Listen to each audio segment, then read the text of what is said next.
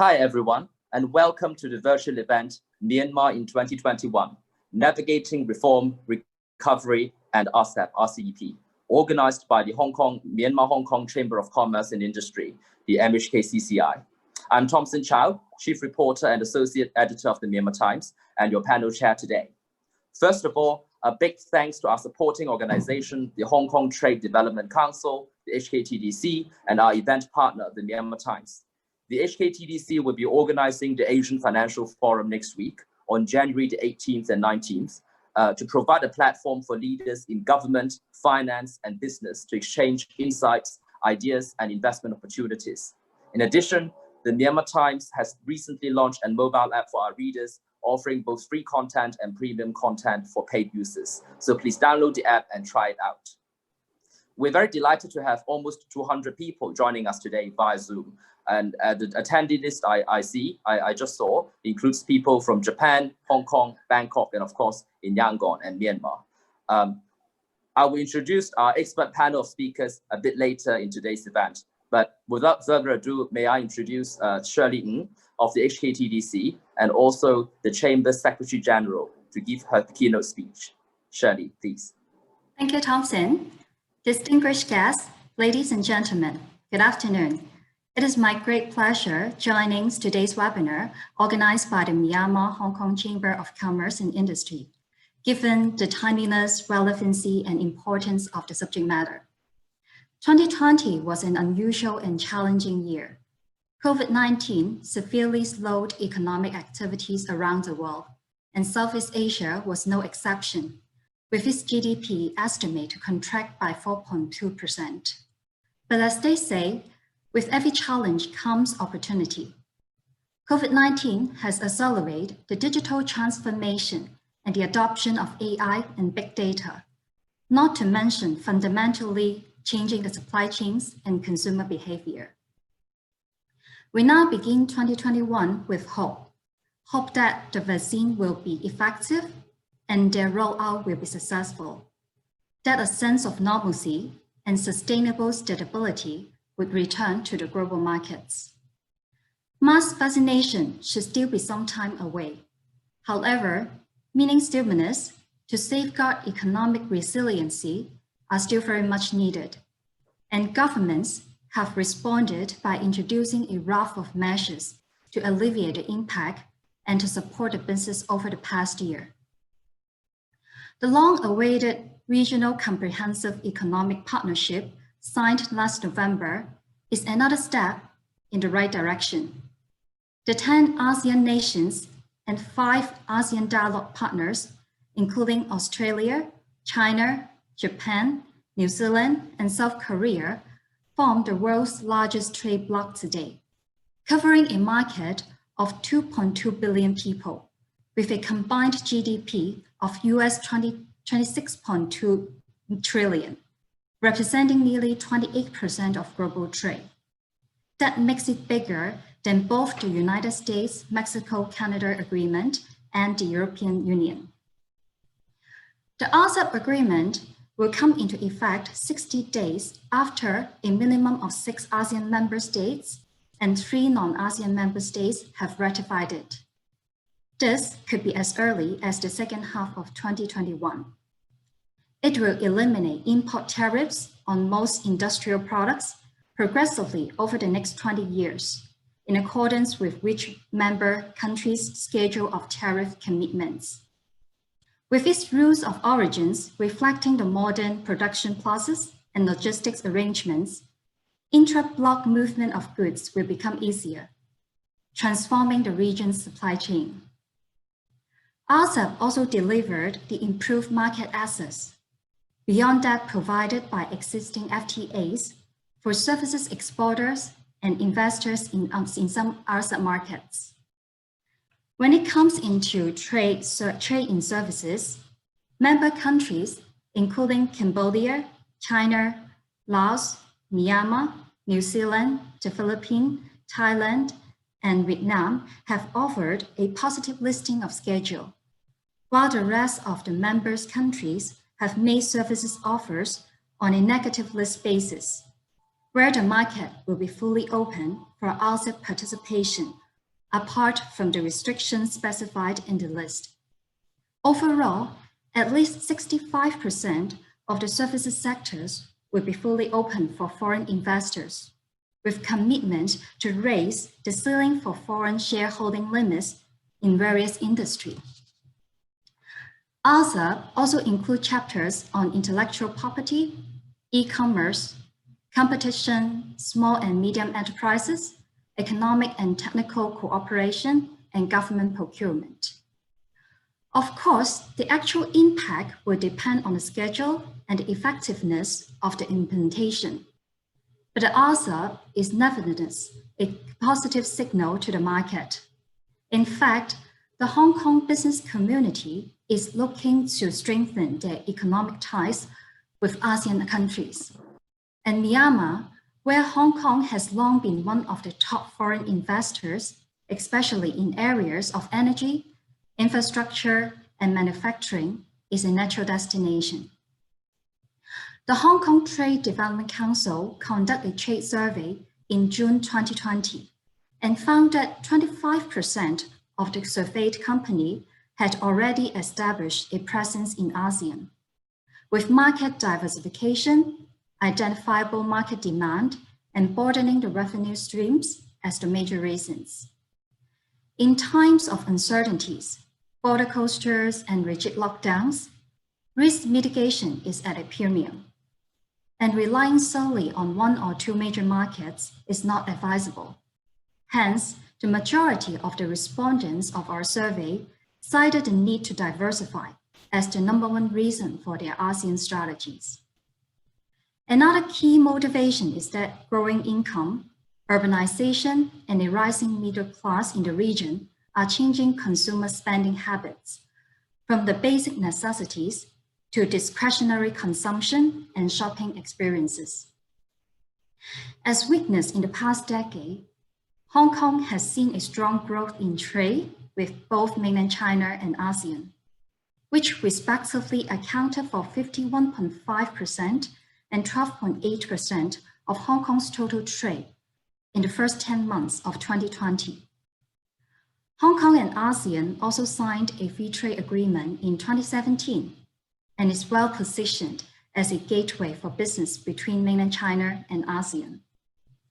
In conclusion, it is believed that the control of the pandemic has begun with the vaccine rollout. Effective vaccine deployment is still the key. The signing of RCEP, on the other hand, shows the member economies are committed to working together to deepen transnational supply chain amidst the uncertainties, contributing to the global economic recovery. I have no doubt our speakers today will share their unique insights and perspective on how we can strategize the path towards recovery and beyond. I wish you all an enjoyable afternoon and a rewarding session. Thank you. Thank you, Shirley. Thank you for raising a very relevant point that I'd like to highlight, that businesses in Hong Kong, and many of them are members of the MHKCCI, are among the top foreign direct investments, the top FDI investors in Myanmar in the last fiscal year. And we certainly hope that Myanmar will continue to attract responsible investments from Hong Kong, from the city and beyond. 2021 promises to be a very eventful year. We're expecting a new parliament to meet in February, a new government, a new administration to take over in April, while challenges such as an ongoing COVID wave and other political challenges like the internet shutdown to go on this year.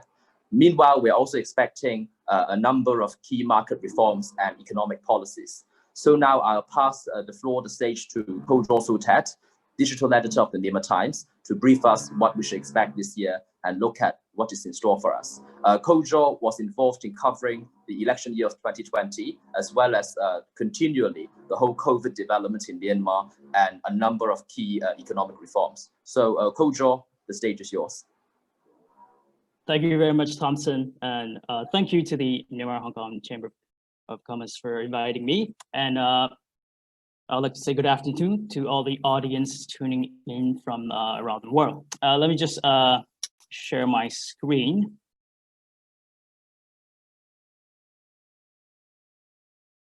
There we go. So my presentation today will be about navigating a year of change. So most of you, if you have not been following Myanmar's development, you might not be aware. So let's just do a recap of where we are now. Last November, Myanmar had its the general election, the 2020 general election on November 8, and the ruling party, the National League for Democracy Party, won a huge victory and had even won more seats than the previous 2015 election, which this leads to that the government will be, the new parliament will be convening in February, which will then elect the president, and then the form of government by April. But of course, there's also the ongoing COVID wave. Myanmar is now facing the second wave of COVID. Although cases the new cases have been going down, there's still some challenges left to that. So with the new year and the new government, here are some of the things that we should be watching.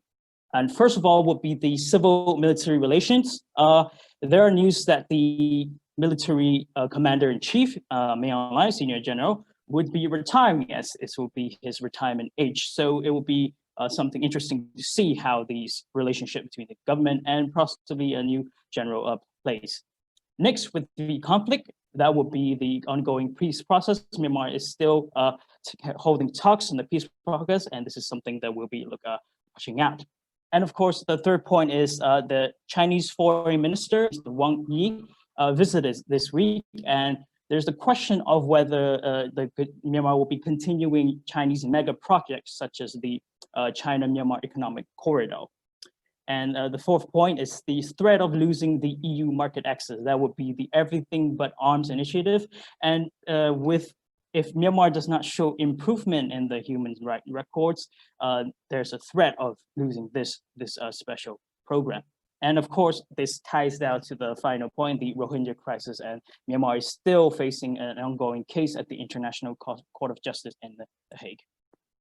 But of course, under the NLD first government term, we had liberalizations, and that would be we saw the companies and investment laws coming into petition, and then this also led to the banking opening up of the banking and insurance sector. We saw foreign banking license being granted. There were joint ventures formed and foreign insurance and companies coming in, such as Prudential and AIA.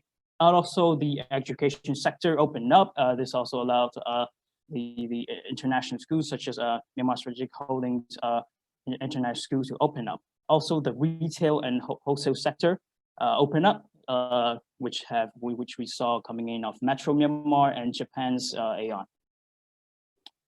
And on the second point of more liberalization, we had the energy sector, which is the oil and gas, power generation, and renewables. For the renewable, we saw the largest solar tender bid was announced, and which was won by a Chinese company. Although there controversy on whether the bid was being hasty and whatnot. Also, the alcohol market opened up, which meant that Myanmar is allowing now imports of foreign liquor. And of course, there's also upcoming liberalization, which we should be watching out for. That's the fintech liberalization. So if you're an investor from Hong Kong, the alcohol market, the import of opening up, and the fintech liberalization could be something that you could be watching out for. And moving on, the key economic reforms under the NLD government will be the corporate governance and disclosure. Companies now have to do more to do relating corporate governance and disclosure. Also, they have extractive industries will now have to disclose their beneficial ownerships. Myanmar also launched the MyCo, which is the Myanmar companies online. It's the largest database of company registration.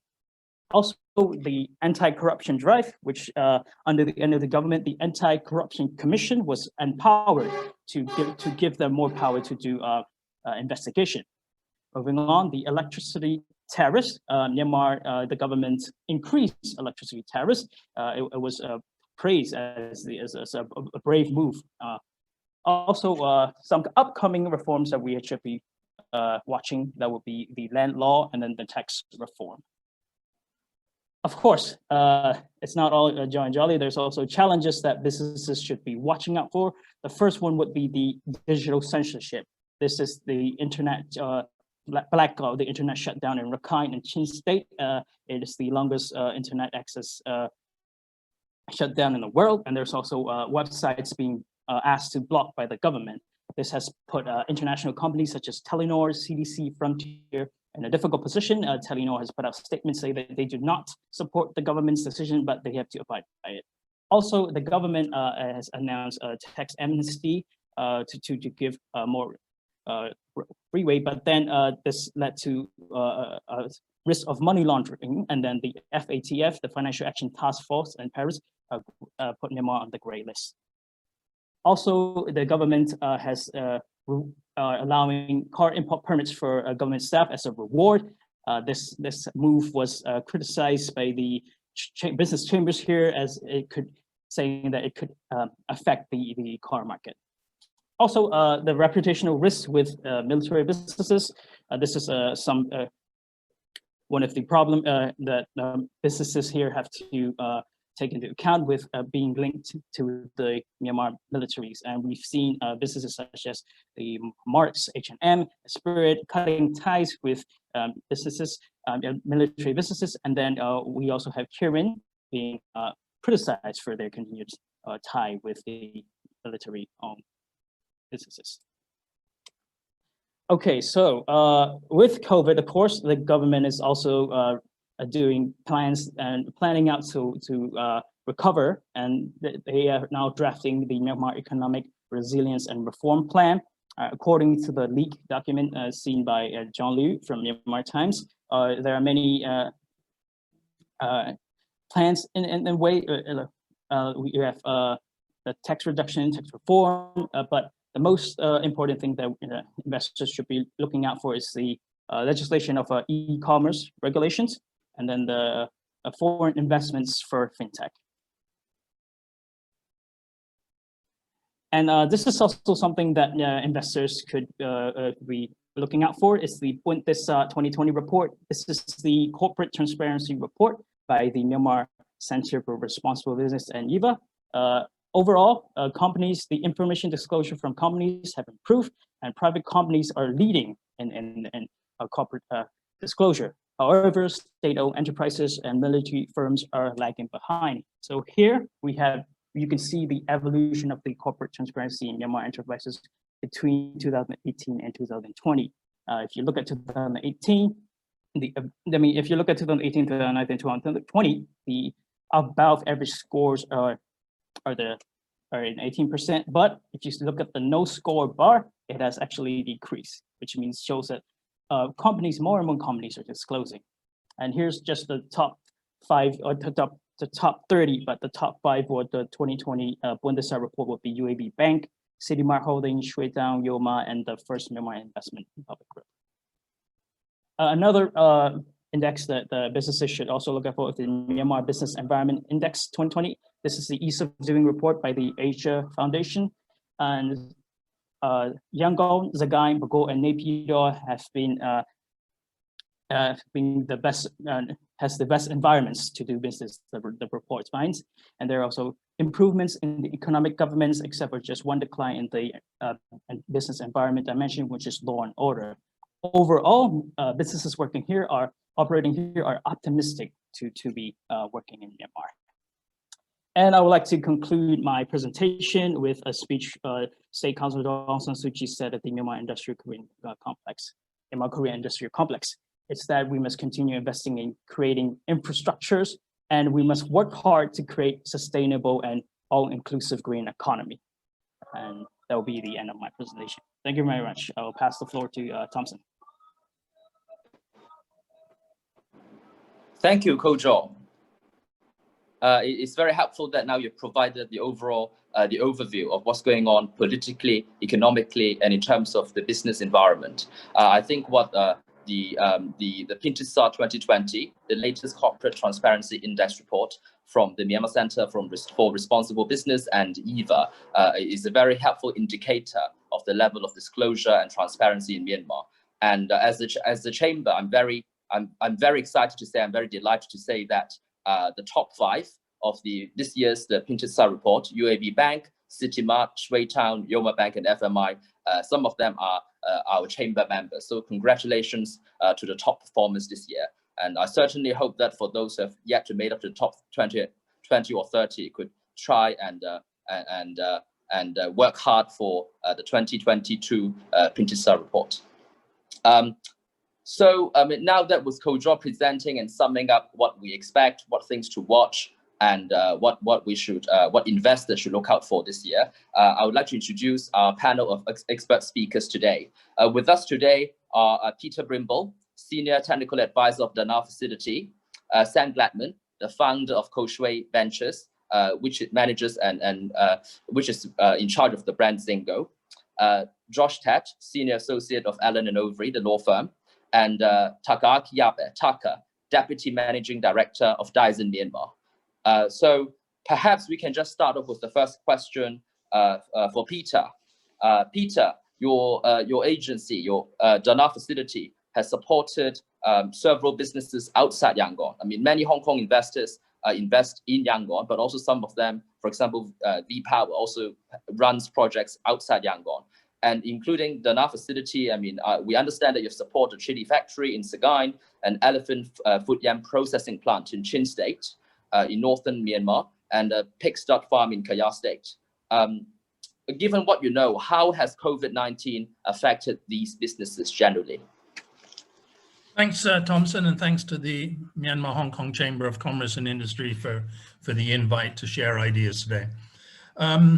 Well, I think we have sort of 2 information bases that I'd like to talk from. The first is a survey that we did with the Asia Foundation on the impact of COVID around the country, about 750 enterprises.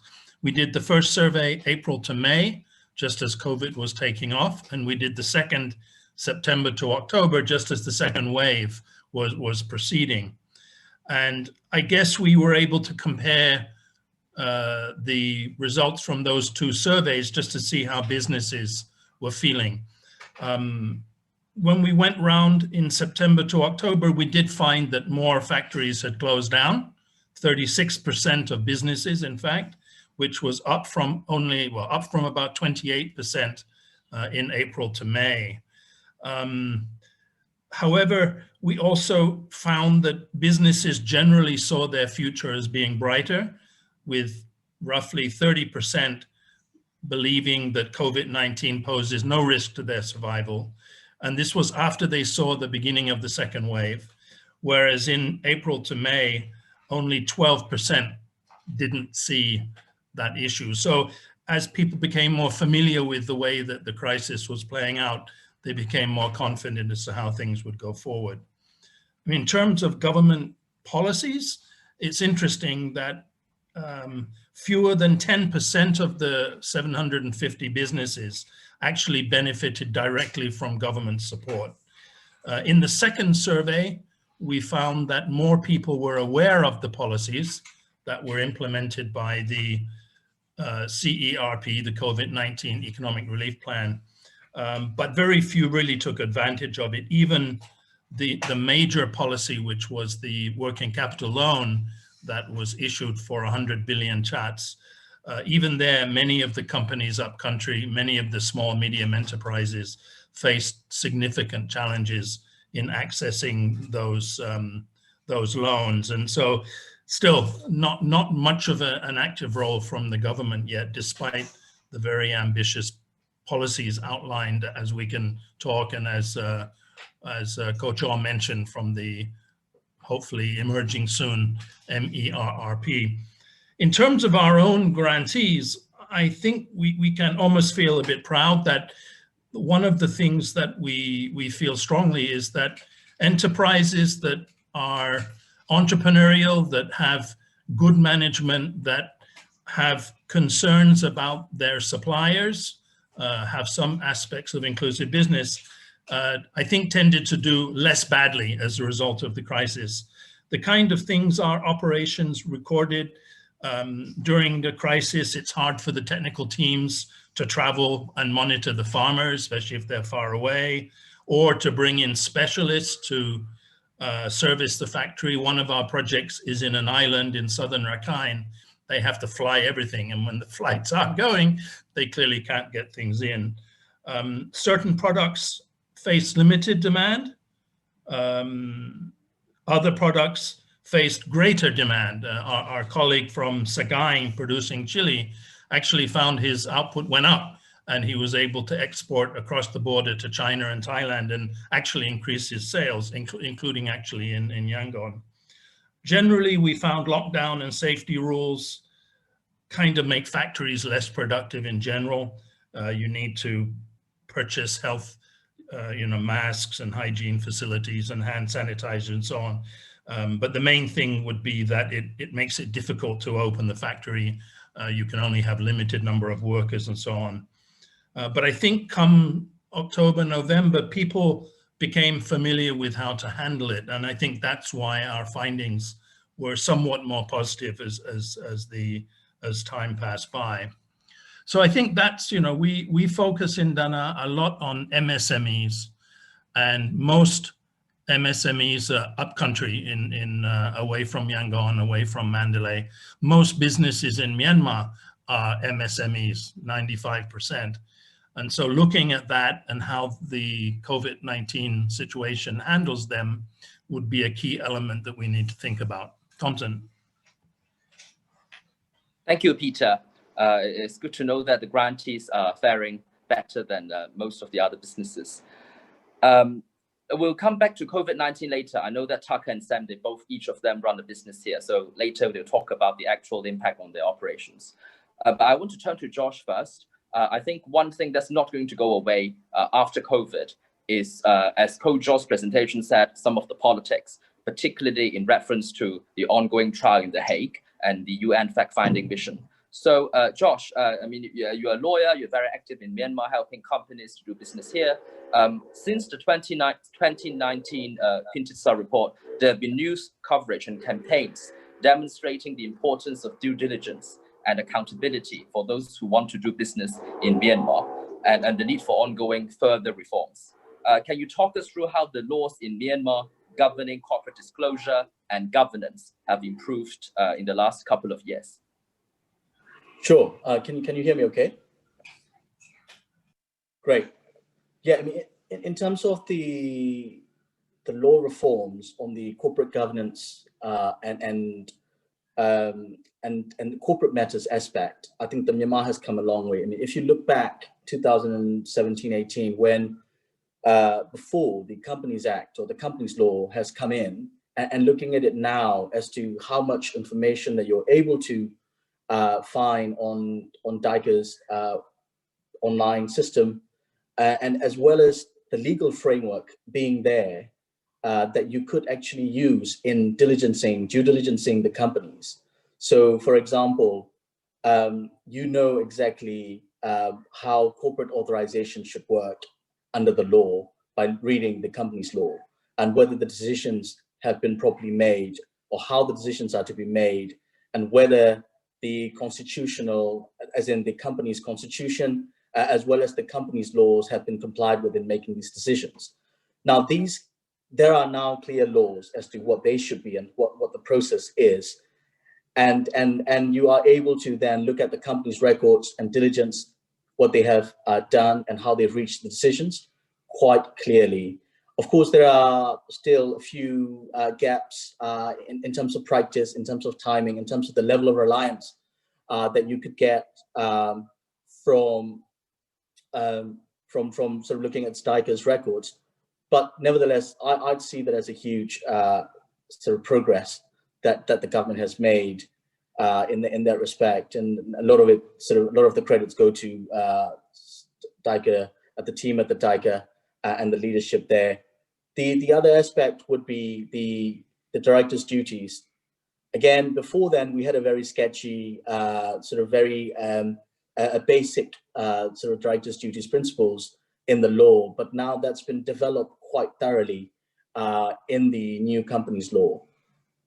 Again, a lot of the companies in Myanmar are family-run businesses, and the corporate governance, it's almost a slightly foreign term to a lot of the businesses. But that we gradually seeing that that is changing, that culture is changing, because now there is a legal framework that puts obligations on the directors, whether you are the founders or you are the family members who are running the business. But the minute that you call yourself directors, and these are the duties that you're expected to comply with.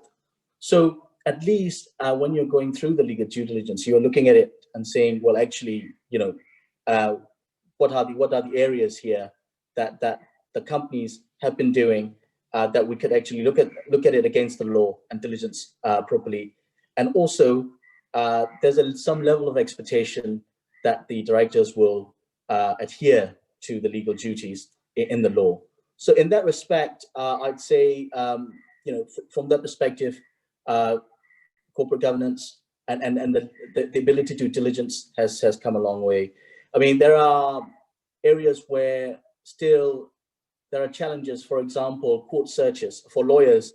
I think when you're buying a company or when you're buying the shares in a company, in terms of the insolvency searches, bankruptcy searches, for example, of the people involved in, that's another key element where we're not there yet in terms of being able to search the court records. But also I hear that there are a lot of the plans to actually have these records made more available to the public. So there is that sort of yet to be a few steps away in that respect, but overall the progress has been quite remarkable.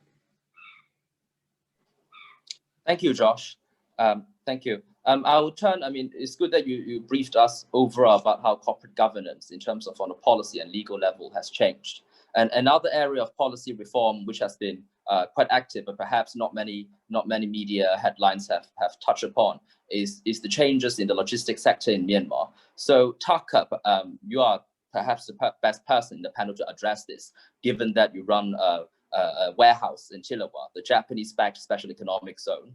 Given that you are the first bonded warehouse operator licensed in Myanmar, and you have been supporting the government in the last couple of years in a number of logistics and trade reforms and trials and policy experimentation, could you tell us a bit how the industry or the infrastructure in the Thai Myanmar area have improved recently?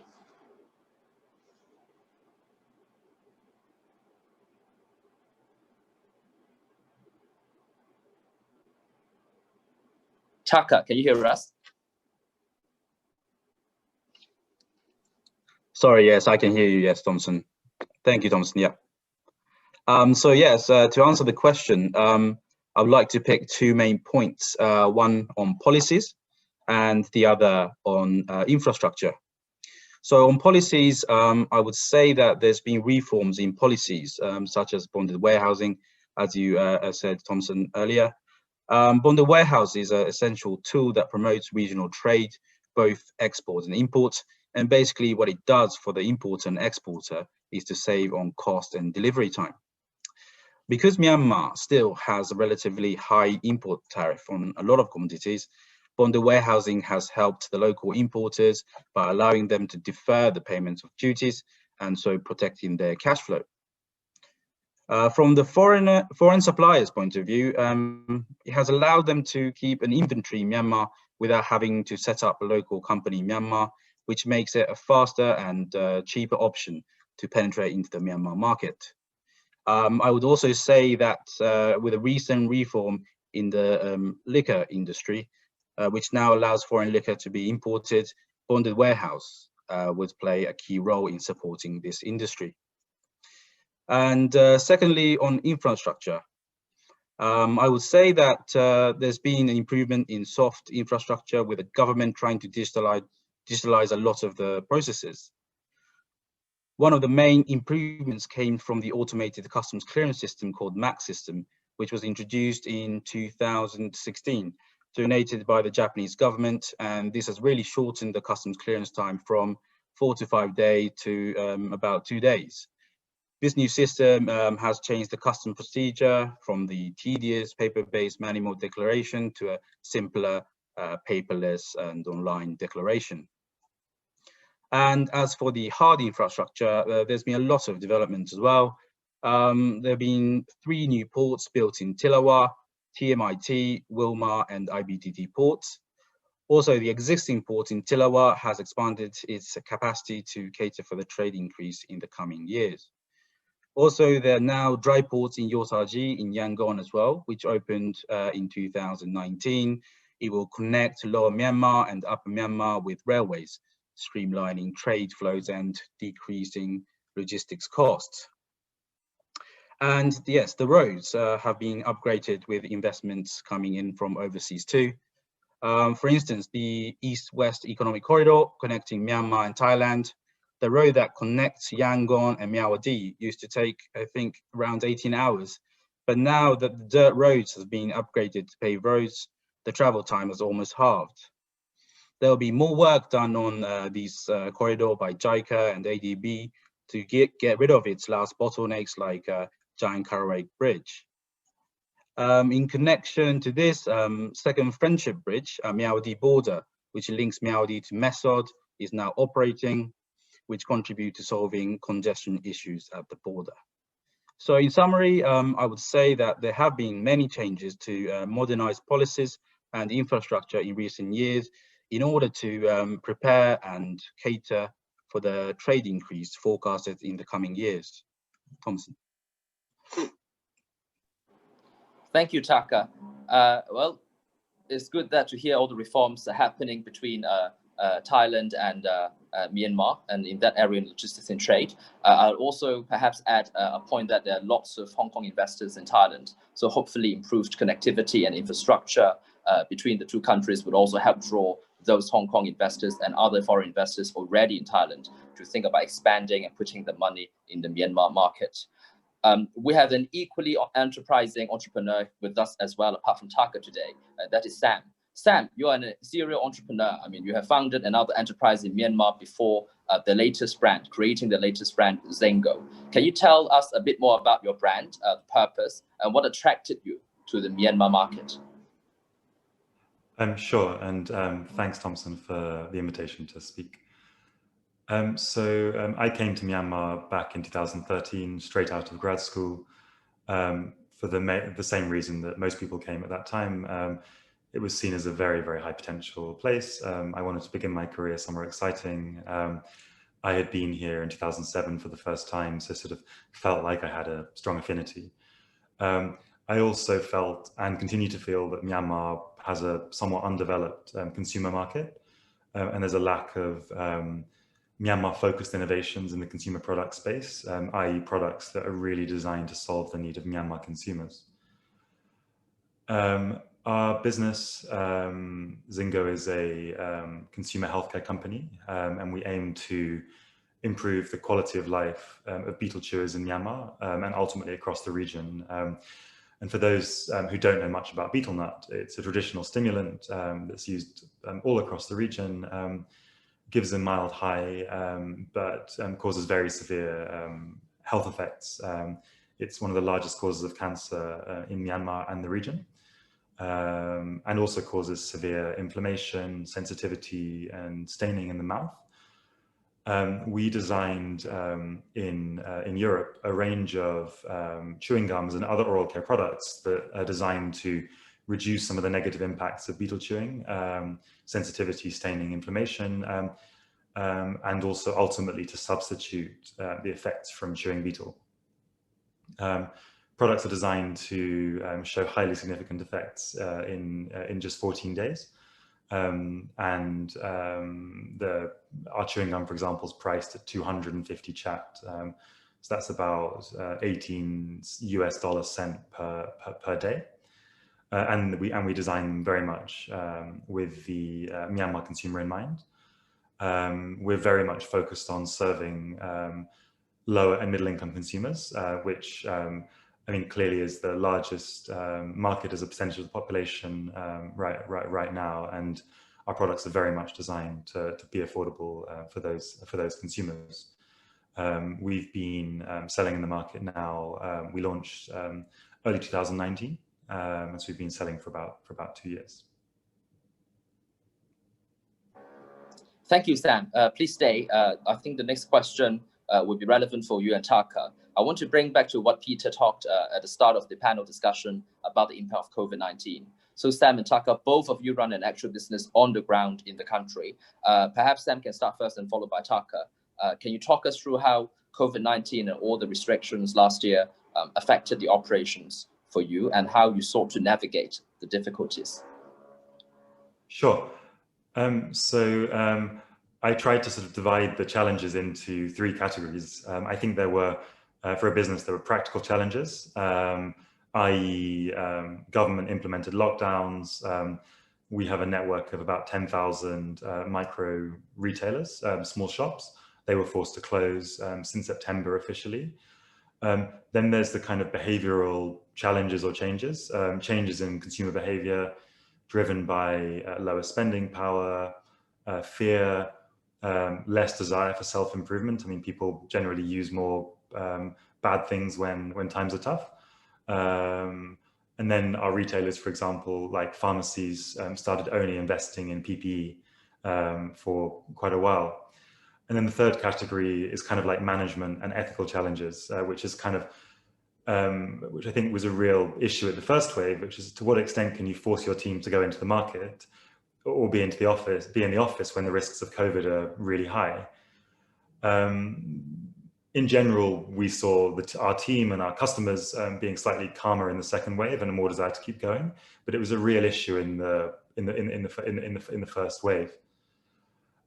We had a lot of different advice, ranging from pausing business entirely for 1.5 years until COVID had gone, to forcing everyone to go into the market all the time and making no changes whatsoever. In reality, obviously, we ended up with a kind of compromise between the two. But obviously, in a kind of compromise situation, you then obviously have a financial impact. You obviously want to keep the business going, you want to keep the team on, but obviously you see a drop in revenues because for us, our retail network was almost entirely closed for several months. We sell very low cost sort of health improvement products to low income customers, and they were very affected by COVID, both from the practical and behavioral standpoint. As I said, we've got a network of more than 10,000 micro retailers. They all closed. How do we respond to these challenges? I think that we took the approach of how do we make the business better over the longer term, enabled to how do we speed up our recovery. I think that it's possibly like slightly naive to think that any business that's smart enough can overcome COVID challenges immediately without issues. Obviously, we all read in the papers about businesses that have quadrupled their sales, but certain businesses, take a restaurant, for example, yes, they can go on to takeaway orders, but that doesn't mean that they can generate the same revenues as before. So what did we do? We really focused more deeply on what our customers need. So we looked very carefully at pricing and functionality. So we revised our pricing towards more value for money, and basically made our products more affordable, which enabled our recovery to be much faster from the first wave. And we did that by improving our supply chain, so bringing our cost of manufacturing down. But then the second thing was we looked at what our customers really need from a functionality perspective. And we sort of said to ourselves that we're not offering, what more can we offer to our customers? And so we actually went and redesigned our product to basically offer more functionality and focus on more dramatic health improvement. We then obviously reprojected conservatively, assuming second waves, assuming potential third waves. And then we implemented some cost reduction measures.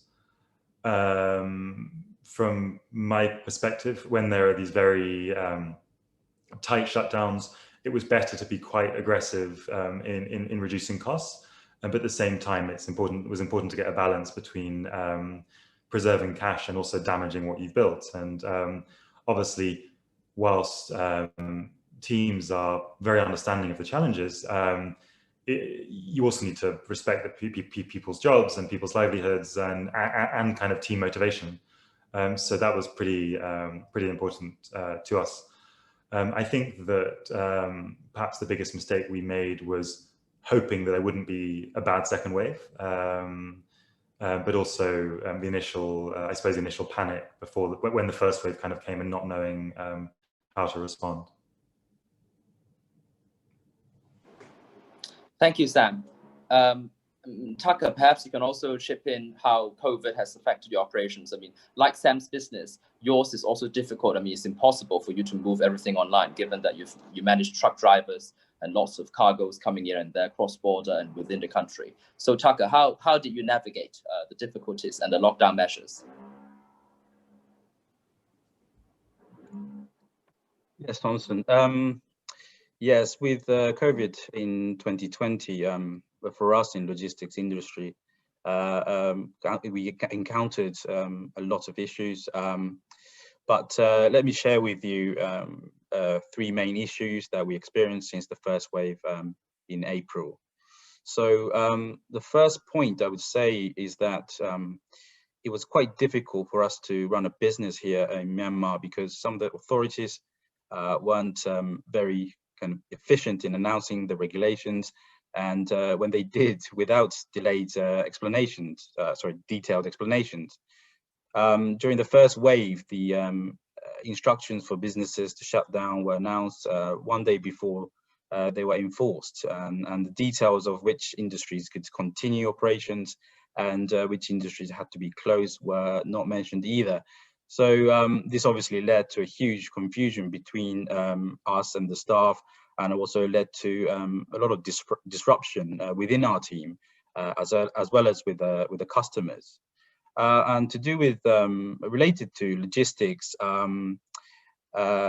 yes, if we take export for instance, there's been a shortage in the number of containers in Myanmar, in Thailand, everywhere around the region, causing a huge rise in ocean freight price and delays in delivery. With import too, a lot of disruption at transit port, delaying a cargo to arrive into Yangon. Even after the container or cargo arrived at the port, Myanmar customs, with the risk of COVID, were operating at 50% manpower, so which delayed the process even further. If we talk about cross-border, so Myawaddy border was closed for a week after a protest demonstration from both parties to close it off, and created a lot of traffic congestion on both sides. And Musée border, the Chinese border, this was closed for several weeks, which led to a lot of the agricultural exports being stuck in Musée for quite a while, which eventually had to be thrown away. And lastly, I would say in terms of domestic transportation and distribution, there were restrictions when crossing over different regions, let's say from Yangon to Bago. The drivers had to be tested for COVID, had to carry the approved health certificate before entering new regions. So for some of the long haul routes we were operating, normally we could do 2 to 3 trips per week. But with these restrictions in place, we could only do 1 trip per week or maximum 1.5 trips per week. So as we couldn't utilize our trucks efficiently, there was a huge drop in revenue, which made a problem for us. And of course, after the second wave, things turned out not as bad as first time, but yes, we are keeping a close eye on how things turn out in the future.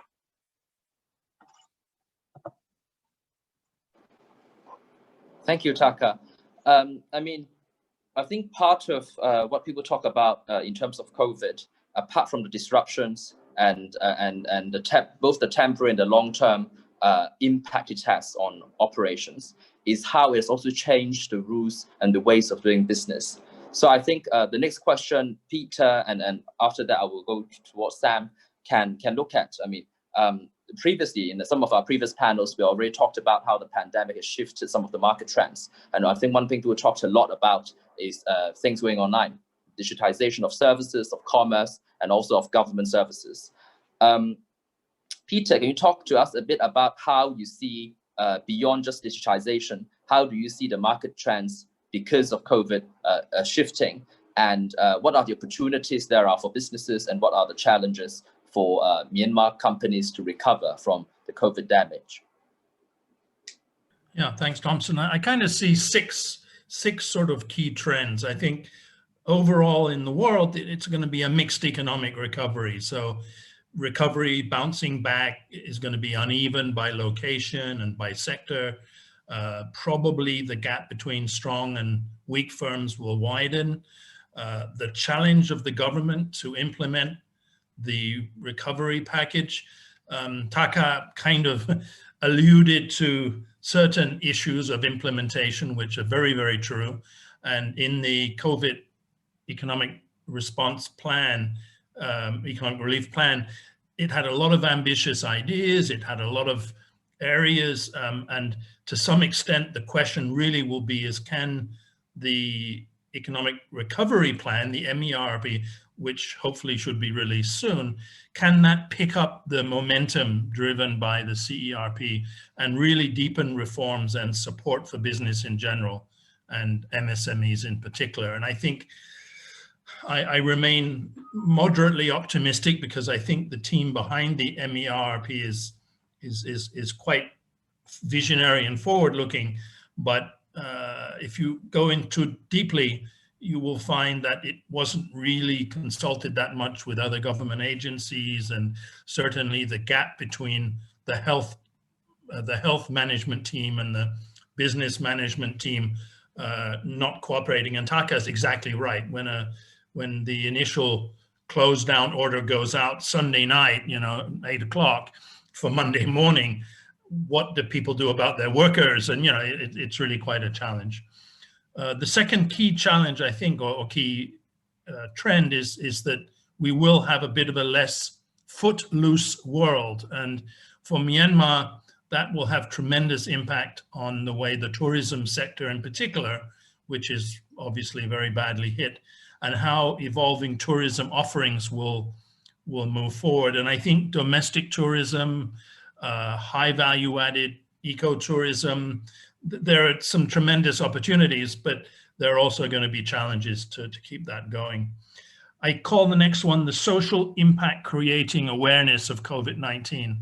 I think during COVID-19 period, the importance of businesses to think about social impact, and in fact, as I know Sam does a lot, but in general, some of the bigger entrepreneurs at City Mart and so on, this has really led to a real growth in interest of Myanmar entrepreneurs in inclusive business and social enterprises and in impact investing and responsible business. And I think that is going to be a tremendous opportunity as well. Fourthly, there really seems to be a continuing pressure for green. If you look at Dorsu's quote that Go Chol put up, it's all about green growth, right? And I think that this would be very important for green growth efforts to create jobs, cut emissions, but also for the business sector to complement what multilaterals are doing. Most of green finance is multilaterals at the moment, or international funds, but to get them coming in is a tremendous opportunity. Industry structure pressures is my fifth one, and in that one I would just follow on from what Coach Orr mentioned about military enterprises, China investments. When we talk about the East-West corridor, gosh, it sounds fantastic, but it looks as if it's going to be the new gambling hub of the world, where everyone's moved out of Cambodia and somewhere else to come there, and the whole Chinese involvement in that and military enterprises together. So there's really going to be a pressure to improve corporate governance and to restructure the way in which those operations are managed. And lastly, accelerating techceleration. This is what you wanted me to answer. I think the big question now is all the moves towards digitization and related services, e-commerce. It's all developed quite a lot over COVID-19. Will it stick? Will it stay and grow, or will it just snap back to the way we used to do it before? And I think there's really tremendous potential in Myanmar for fintech, digital financial services, and related areas that we at Dana have been really working on. There's a core fintech ecosystem, and it's really been developing tremendously. So I see that to be a tremendous potential as well. Thanks. Thank you, Peter. Sam, perhaps as an entrepreneur on the ground, could you tell us briefly what you're looking forward to this year in terms of the market trends or opportunities for rebounds, for growth rebounds for Myanmar? Yes, so I mean, in terms of recovery, we found it to be sort of quite dramatic. We found there were some very difficult months, and suddenly the market kind of just snaps back to normal. It takes a few months, but you see some. I mean, just to give you concrete, December was tough. January, we've seen very dramatic improvements, even though we're only a week in. So I think we're quite excited just to see the customers getting outside again. We were just comparing some photos of the streets a couple of months ago, and then this month, and it's just completely different. People, there's definitely a new normal. People are not out in quite the same way as they were pre-COVID, but it's very, people are very, very active again. In terms of trends, I completely understand and agree about online for services and for fintech, and obviously there's some fascinating and great success stories in fintech already. I possibly think in terms of e-commerce, in many sectors it's being slightly overplayed, particularly in consumer products, because, for example, our business still relies very much on traditional trade. Where I think online has a massive impact is that during COVID, our customers were not on the street. And so to reach the customers, you have to market to them online, but at the same time, the sales still happen through traditional channels. So I suppose the trend I would see is that online, we're definitely investing more in online in marketing, and we think that will be really valuable to our brand. But that will be used to kind of complement and support our traditional sales for sort of some time forward. The other trend that I personally believe is very positive all around the world is that businesses are learning that they need to, but because of the kind of future COVID risks, we need to balance sort of investing heavily for quick recovery, but also against future uncertainty. One of the challenges I think we had during COVID, during the first and second waves, is the cost of scaling up as the market improved. And then costs were suddenly higher when suddenly the second wave came in. So I think that a trend that we're going to see, and certainly we take very seriously in Zingo, is kind of managing growth better. So greater efficiency. During the 2 COVID waves, we've launched multiple new sales channels. We focused much more on wholesaler relationships, for example. We're also looking at other channels. And so I think that we're looking at ways that we can grow much more effectively, much more efficiently, and sort of cost effectively. And I think that's kind of very much matched with the kind of global trend. Obviously, several months, a year ago, everyone was talking about companies like Uber or WeWork that were just burning billions of dollars with no route to break even. I think that businesses, particularly in somewhere like Myanmar, have to look at the bottom line and have to look at how they can be more efficient more quickly. And then obviously once they've got to that level, or once we've got to that level, then it's a case of investing for growth. Well, I mean, one of the key points that both Sam and Peter raised about digitization and the shift in the way of doing business, the way you conduct services here. Of course, I mean, part of the challenge is how you update and modernize the regulatory framework to make sure that it is safe and effective for businesses to go online. So, Josh, as a lawyer, could you perhaps brief us a bit on what law should we expect? I mean, some people are anticipating new regulations regarding cybersecurity, privacy, or e-commerce. Others are talking about an upcoming petroleum law. I mean, what laws should investors watch out for this year and beyond? Yes, Thompson, thank you. I think you've touched on some of the key ones there. So the new petroleum upstream one has been sort of, we've been put on notice that this is coming, and this is to go hand in hand with the offshore bidding round. But we still haven't seen the another draft or the bill as yet. So I suspect that the ministry is still sort of working on that. There are laws which have been passed by the parliament but are yet to come into in force. Those are IP laws, for example, on trademark, copyrights, and patent.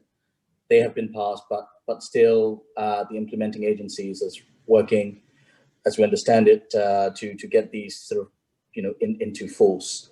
There is the e-commerce law that you mentioned. I understand that's in the form of e-commerce guidelines, initially to manage the marketplaces, online marketplaces that the government has been sort of seeing and wanting to regulate.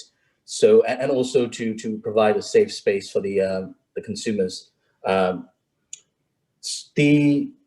That guidelines, I've looked into it, and it's not very clear in terms of what legal effect that it would have, whether it would remain as a guidelines in that case, that's not legally binding, or would that be in the form of a legislation or notification? It's still not very clear. A few other things that I'm sort of looking forward to. I think there's likely to be more notifications or directives coming out of PPP Center, which is set up as part of the Project Bank initiative, essentially streamlining the procurement process. So also how the projects commence within the government ministries, and how they then come out of the government ministries in the forms of either PPPs or sort of aid-funded or government-funded projects. So that there's supposed to be more guidelines coming out, I believe, of the PPP Center. I mean, there's already one on unsolicited proposals, and it's not very detailed, but provide a rough sort of guideline on how the government agencies are supposed to deal with the unsolicited proposals.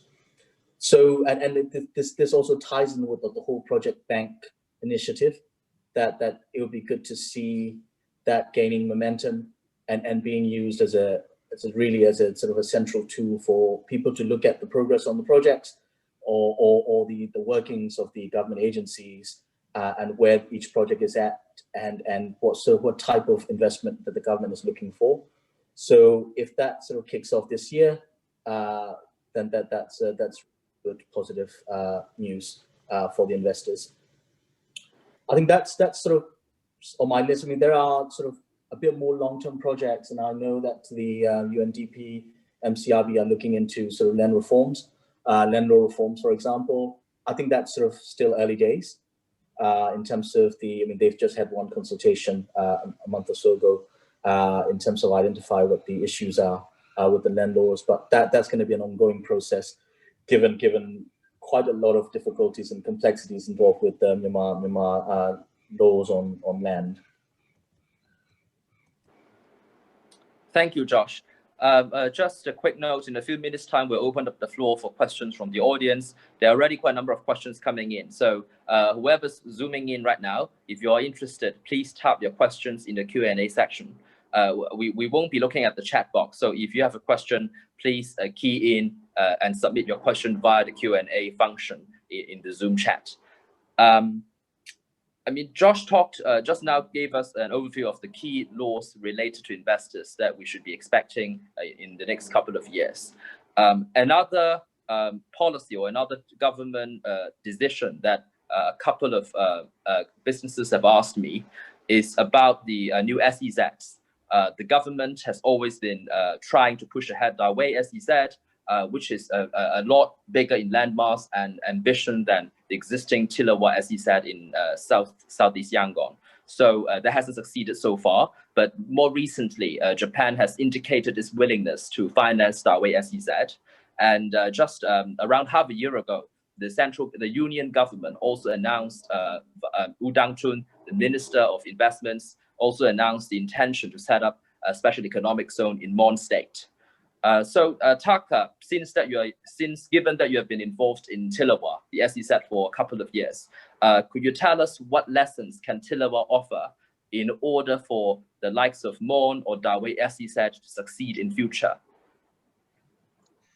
Sure, Thompson. I would like to start by saying that Tilawa SEZ has had a successful start. When we look at the number of companies they have managed to lure in, I think as of December last month, 110 companies with an investment over $1.9 billion have come in and created more than 10,000 jobs in the region. So there are many lessons learned, we can learn from Tilawa, but let me choose 3 key features that I think contributed to its success. The first one will be one-stop service center, what we call OSSC here. The single window system has allowed the investors to apply and complete all procedures and licenses through one organization. The process has been quite straightforward and efficient without the need for investors to approach each department up in Naypyidaw or in Yangon. And the reason why they can provide such service is because the center has a representative from all relevant ministries and authorities. And policy experimentation, I think, Thompson, you briefly touched it earlier, will be my second point. Back when foreign insurance companies were restricted from operating in Myanmar, SEZ opened a market for them to allow their business operation in Tilawa. Another example will be the licensing of bonded warehouses. Dyson Myanmar, my company, received the license in 2017 and started its operation in 2018. And 2 years later, in 2020, the bonded warehouse law was issued for the domestic businesses outside SEZ. So Tilawa SEZ has been a testing ground for the government to experiment on policies and successful policies that can be rolled out to the domestic businesses. And thirdly, labor capacity and proper infrastructure are key features as well. Tilawa being in close proximity to Yangon, which is a city of more than 7 million people, has supported the continuous growth of Tilawa SEZ. Also, the good connectivity of roads and access to the global market are essential factors in operating a successful SEZ. Yeah, Thompson. Thank you, Chaka. I've been looking at the questions that have been coming in. And so now let's start talking about discussing the questions. The first question that we have here is towards Sam. The audience said you raised more than $300,000 of initial seed financing in 2019 for Zingo, for Ko Shui Ventures. Was it difficult to raise money for startups and businesses in Myanmar? And what is your advice for those who are seeking to raise money to do a business here? Sure.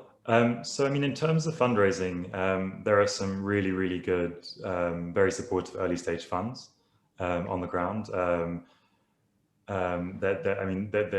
Just to take one example, EME, who's been around for a few years now, have a really good portfolio of startups and very, very actively involved in supporting the early stages. For us, it wasn't hard to raise initial capital. And to date, we've actually closed another funding round since that first one. I think that the challenge with raising funding is that it often takes longer to achieve things here than you expect. And so, for example, our launch was delayed because things like FDA and manufacturing licenses and finding the right industrial space. And so you end up. So I think that raising the initial money with a plan is not so challenging, really. But I think it's just important to kind of have a great idea and a solid business plan to do so. I think it possibly gets slightly harder in the later stages because obviously sometimes, as I say, things take longer, and there is possibly a funding gap in between the sort of seed stage and the kind of break even or growth stage. I would say there still is a gap there. There's also, depending on which sector you're in, there's quite a good grant infrastructure.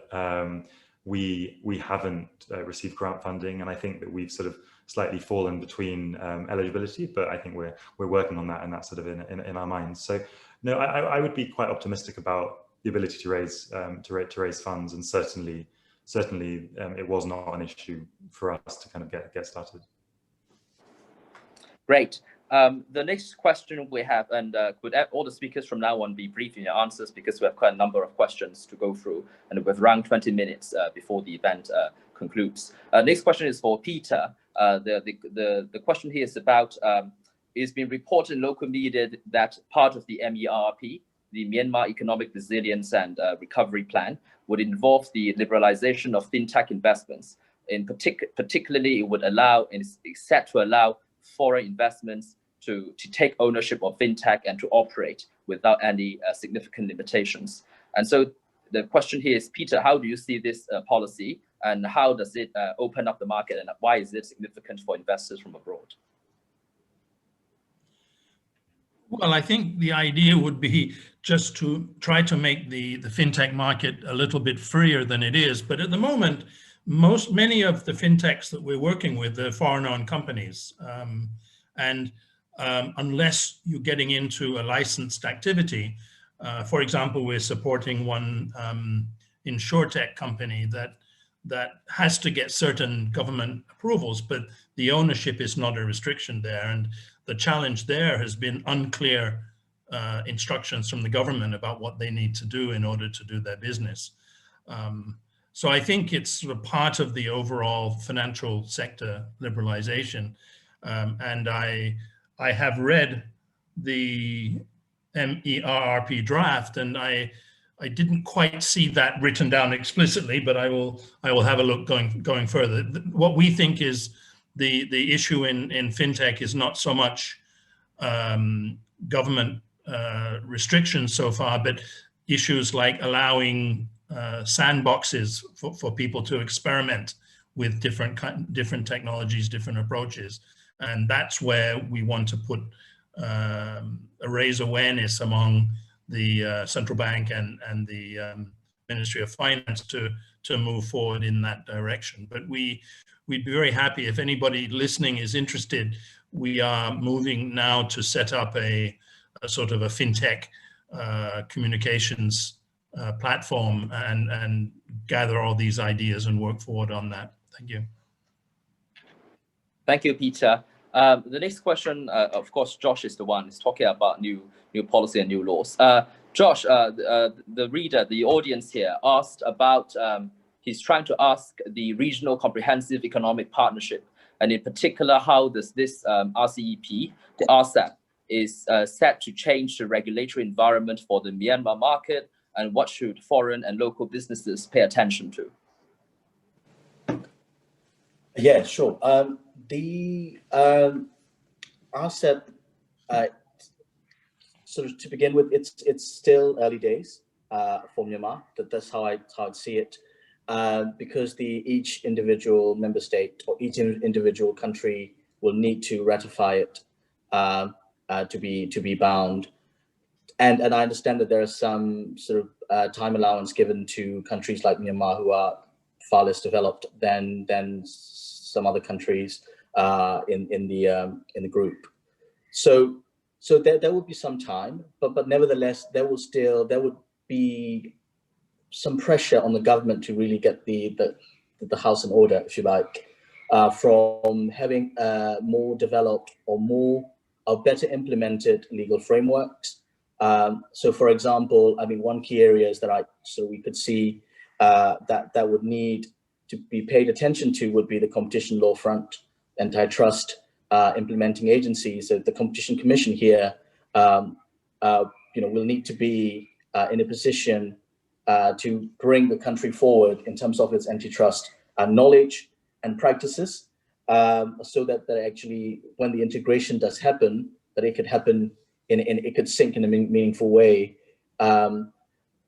The other area would be IPs that I've just mentioned. Yes, there are now laws on the book, but how are they going to be coming into force, and how are they going to be implemented? How are the registrations going to work, and the protections that are afforded to the other member states, and how that's going to work? Still not very clear, even for domestically. So that's another area I think the government would be increasingly under pressure because of RCEP, I think, to really get things in order.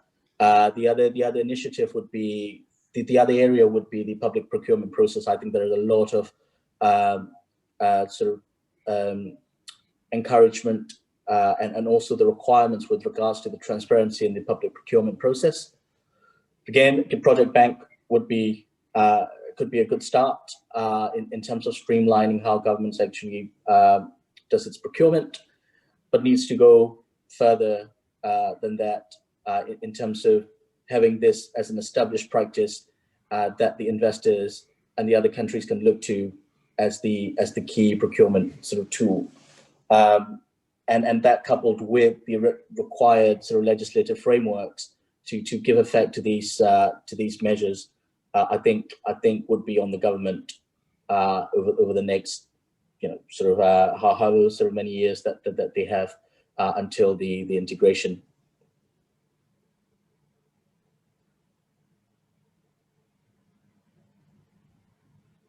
Sorry, Thompson, I'm not sure you're still online.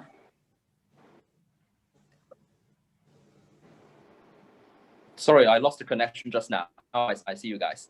I'm back now.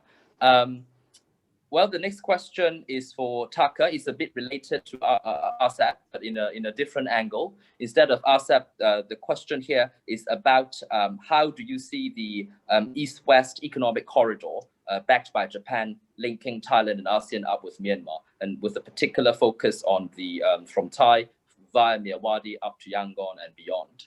I think in Myanmar, there's a lot of talk, particularly as Kojo's presentation already covered, with Chinese Foreign Minister Wang Yi's visit. Many people have been talking about the overall Belt and Road Initiative, the China-Myanmar Economic Corridor, the attempts to build roads, links, and railways from Kunming in Yunnan all the way via Mandalay to Jagpi and Rakhine, so linking up the whole northern Myanmar. But at the same time, Japan has been doing a lot of things in the south of Myanmar. And so, Tucker, can you tell us a bit more about what is Japan up to and what is the vision for that East-West economic corridor? Yes, Thompson. Yes, with this East-West economic corridor, it's been going on for a while. I think really since I came here in 2016, they've been really talking about it. But since then, as I said earlier, that the infrastructure is really being improved.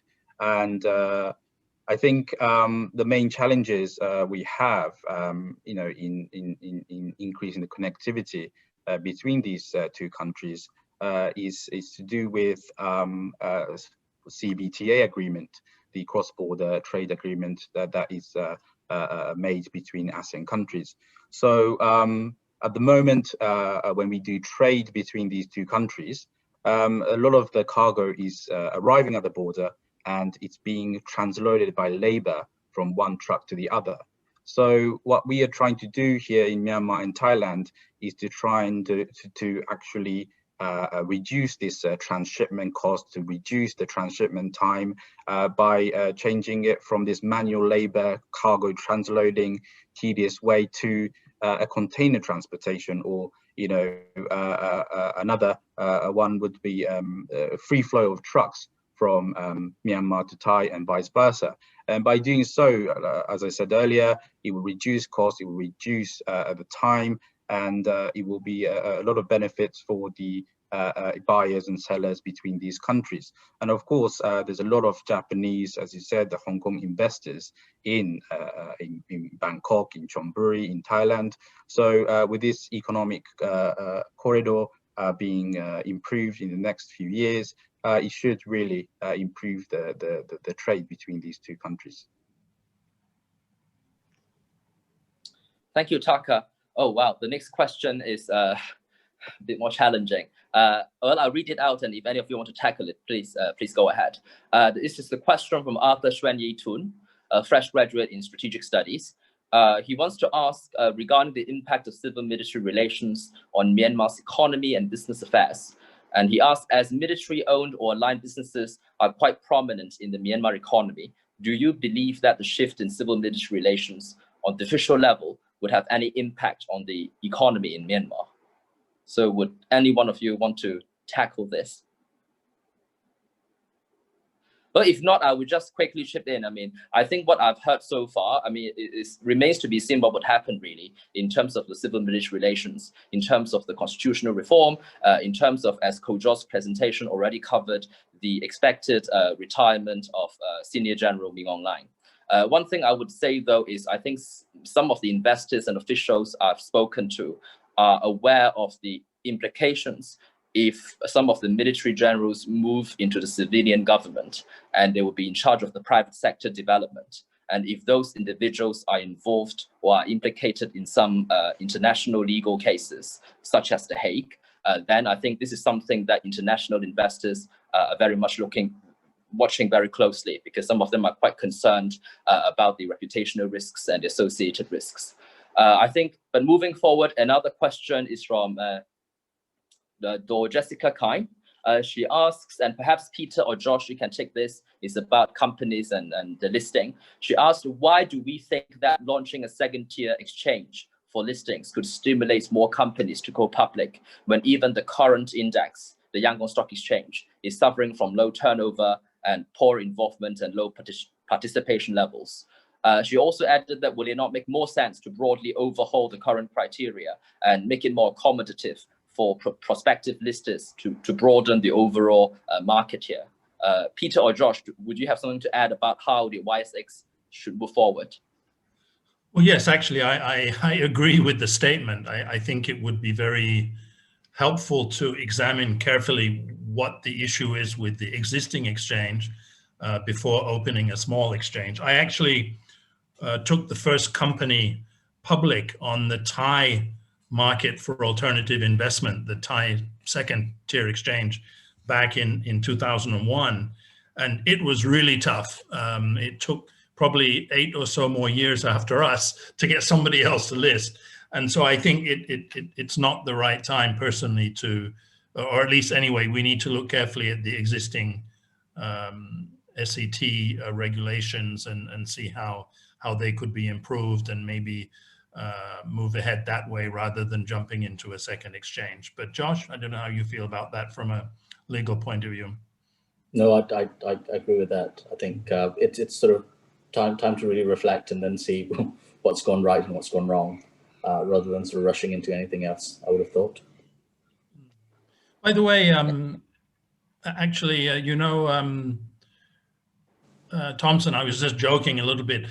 When I saw the term CMR, I thought it was talking about the Convention on the Contract for the International Carriage of Goods by Road, which is what it stands for internationally, which is a much easier question.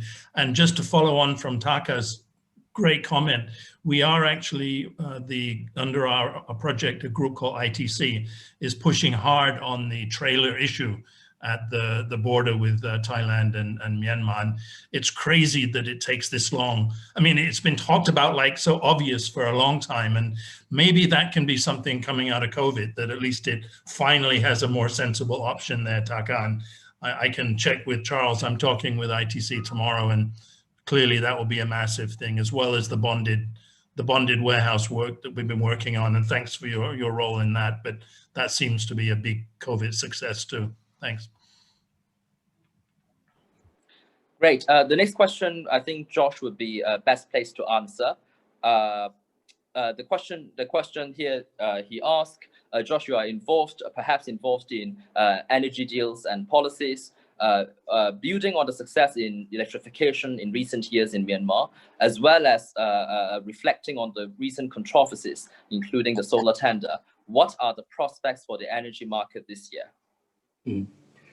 Well, it's sort of, the demand side is there, is the good starting point. There is a huge need for power in this country. So you can't find a better place to actually think of sort of projects and to really help the government achieve their sort of electrification goals. Yes, there are challenges in terms of on sort of larger projects. I think challenges around bankability and the credit risk that the international lenders would look at of the key power purchaser and the ministries that is backing, and to what extent are you actually able to get support or guarantee from the government in support of the project. So there are issues that are being discussed. I mean, in terms of the landscape, over the last year or so, I think it has become fairly positive, and you could see that there are some projects which are gaining momentum just before the elections, and now that the NLD has won the elections, and we hope that this momentum will sort of continue on these projects. So there are LNG to power projects that the government has actually started negotiating with several developers. Yes, I mean the controversial solar tenders, but sort of, well, let's see, are these projects actually achievable, and to what extent can they be actually up and running in 2021? And in terms of the regulatory framework as well, I think there are more and more streamlined sort of approach on how to get these power projects off the ground. So you're seeing increasingly hydro projects, some of the solar projects, whether they're part of the tender or sort of just being procured separately, they are being banked into project bank, and sort of being sort of given guidance by the sort of the implementers of the project bank, working with the ministries to actually get these moving. So I like to see that momentum really in 2021. Sort of whether there be changes in the ministry itself or not, but I think that these are good sort of stuff going for this year, and stuff to watch out for. And some of these projects are being carefully watched by lenders and international developers as well. So let's keep sort of fingers crossed. Thank you, Josh. I think the next two questions are more relevant for Tucker or Sam or both. The first one is about one of the investors asked, if I were a small Hong Kong investor interested in investing and doing business in the Myanmar market later this year, when the COVID situation has calmed down, what advice would you give for those interested to do business here? And is finding the right local partner important when looking at the market here? Another question is from Jeff Jine, asking what trends do you expect in terms of investment trends this year? Would it be more regional investments? And what about the level of US and EU interest in Myanmar? So maybe Sam, do you want to start first about what tips would you give to people? And Tucker can talk about whether finding the right local partner is important. Sure. So I'm very much focused on the kind of consumer space. I think there's a lot of opportunities there, and I think it will recover from COVID. I am afraid I'm not the best person to kind of comment on other sectors at all. But I think there is obviously a lot of growth still to be seen. I think there are some kind of distribution innovations happening, and so I think it is becoming kind of easier to get your products out there.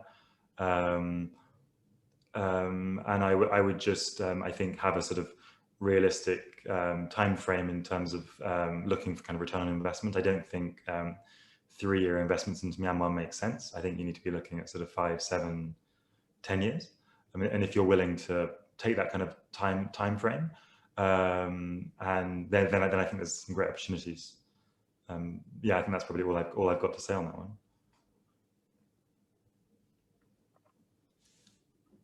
You're muted, Thompson. Tucker, would you also like to share your thoughts on running a business here, entering the market, and whether it's important to find the right local partner? Yes, Thompson, I would, yeah, I totally agree that it's very important to have a strong partner in Myanmar if you're going to have a business.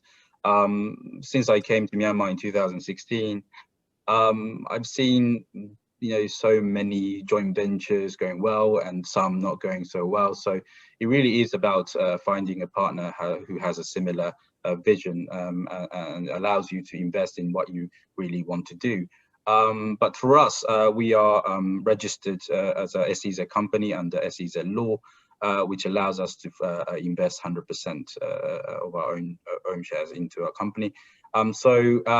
Yes, so there's a lot of ways of bring your business in Myanmar by obviously, as you said, having a partnership here, setting up your own firm in places like SEZ, or using a bonded warehouse. Actually, we do have a service called non-resident inventory. Non-resident, i.e. the Hong Kong investors, allowing them to keep the cargo in our warehouse without them having to set up a company. So that might be a good solution where you have when you're not 100% committed, or when you do not know the market in details yet. Just to add, yeah, there are also Josh, other sectors under the investment framework. There are also quite a few sectors where foreign investors could go in 100% rather than having to find Myanmar local partner. So not just in the SEZ. So it's you can look at the sort of the negative list, what we call, which sets out which sectors that you need the local partners. If it's not mentioned there on that list, then you're okay with 100% foreign ownership, which is sort of driven by the investment policy. Great, Josh. I think, can I also extend this question, although it's aimed at Josh and Sam? I think Peter is also very well positioned to share his thoughts. Peter, I mean, if there's a Hong Kong investor who's interested to look at investment opportunities outside Yangon, I mean, in Chin State, in Kayah State, in Sagaing, in the rural areas, what is your advice on how they go about it? I think the comments made so far are really quite relevant. It's probably even more important to find a good local partner if you go far away from Yangon or Mandalay. I would think that nowadays there are pretty good foreign chambers, depending on where you come from, that can give you good support. And I mean, you're there, the Hong Kong Chamber, of course, for Hong Kong investors. But I think look at the sector. You really have to look sector by sector because the regulations are very different. And so you can see how it looks. The larger, the more you may have to do environmental assessments and things like that. And that takes a lot of effort. In terms of investment, I would really see this next year, 2021, being a year before the European and American investors start to come back, not just because of COVID, but because of the situation in Rakhine, which is going on, because of the situation with the military-owned companies, which has become a relatively big deal because of the land issues. Somebody asked about why do we want land reform? Well, I think a big part of land reform is to improve the integrity of the investment environment and encourage good investors to come here. So I think the whole issue of business integrity and improving the way businesses are run. The Myanmar Institute of Development, for example, is working hard to improve the quality of directors for larger companies. And through that project, we're also looking at developing programs for smaller and medium-sized companies outside of Yangon and Mandalay. So I think the whole issue of integrity is going to be critical to put together an environment that foreign investors from Europe and America would feel comfortable with. Meanwhile, we have the Japanese, we have the Chinese, Thai, and I guess increasingly Indian investors coming into the western parts of Myanmar. Thanks. Thank you, Peter. Well, we have still a few questions, so I think we'll address most of them. If you still want to ask us a question, we can liaise over email. I will just take the last question from Yin, asking about whether business integrity matters in Myanmar, is important in Myanmar. The short answer is yes, and Josh, if you want to follow up, feel free to. My short answer to that is business integrity still matters a lot in Myanmar.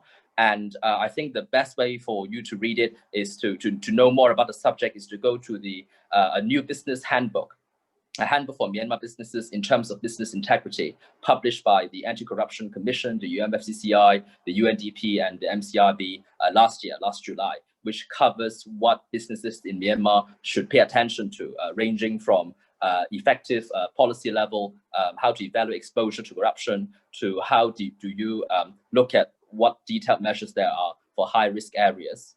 So yeah, I would say just go online. The business handbook is available in both English and Burmese language, so go online and get it. Josh, do you have anything else to add in terms of business integrity? No, I think it matters, definitely. Thank you, guys. So then with that, we will wrap up today's session. Once again, thank you, the Hong Kong TDC and also the Myanmar Times for supporting the event today. And a big thanks to our speakers, Peter, Sam, Taka, Josh, and of course, Shirley and Kojo as well for taking part. For those who want to have the presentation by Kojo, feel free to talk to Vera Tang, our Executive Director, after the event. And of course, for those who want to join as a member, please feel free to get in touch. So thank you, everyone. See you next time. Goodbye.